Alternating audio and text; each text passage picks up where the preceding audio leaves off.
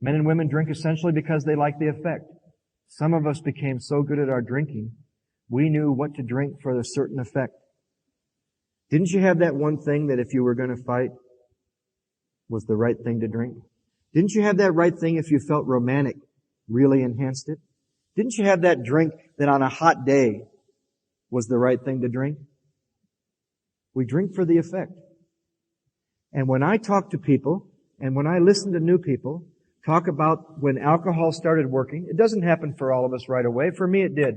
But you listen to a real addict or a real alcoholic talk about when it started working, they're going to describe a spiritual awakening.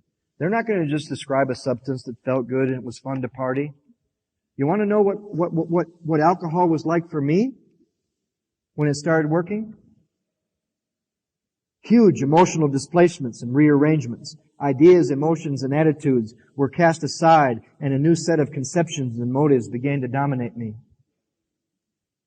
A personality change sufficient to not be suffering from the spiritual malady.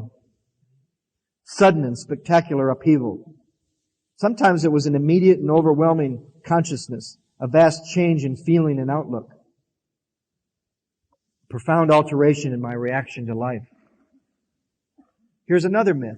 How many in this room have been victim of the belief there's only 12 promises in our book when they read the promises halfway through the 9th step? Good. There's promises at every step. And you know what? Every one of those promises, except for one set of promises that we don't hear about very much, every one of those promises came true when alcohol was working. Take the 9-step promises and put just before it.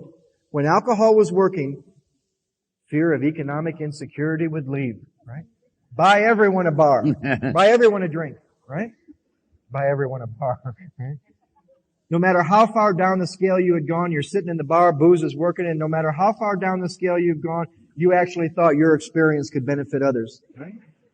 All those promises happened except the ones when you've entered the world of the Spirit.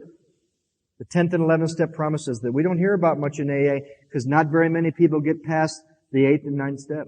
They never become willing to make amends to them all, and they never do. Imagine, our book says, imagine saying this in some meetings that we all know. The problem will be removed. Sanity will return. The big book promises a 6th sense besides the 5 that you've depended on your whole life.